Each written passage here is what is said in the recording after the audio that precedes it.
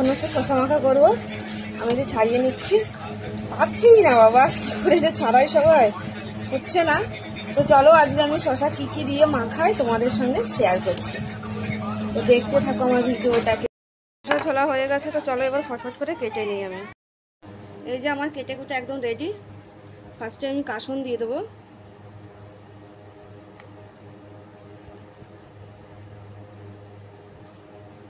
এই যে বিট লবণ,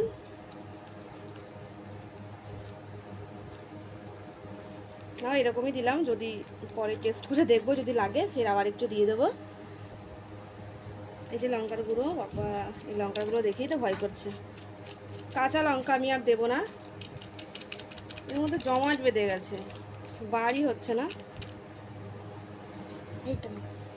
এই যে আমি হাত দিয়ে মাখাবো না, কারণ আমার ভীষণ ভয় করে। লঙ্কা আছে তো আমার হাতটা একদম জ্বলে যায়, লঙ্কা একদম হাতে একদম সহ্য হয় না, মাখালেই হাতটা জ্বলে যাবে, ওই জন্য আমি চামচ দিয়েই মাখিয়ে নিচ্ছি। তো দেখো মাখাটা আমার কেমন হয়েছে।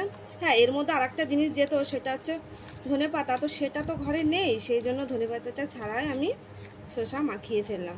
আমার মাঝে মাঝে এরকম খেতে ইচ্ছা করে, তো তোমাদের কার কার আমার মতো এরকম মাঝে মাঝে একটু মানে এটা মাখা ওটা মাখা খেতে ইচ্ছে করে, প্লিজ কমেন্টে জানিও, কিন্তু কমেন্ট করতে ভুলো না কিন্তু কেউ। আর ভিডিওটা সবাই সম্পূর্ণ দেখো।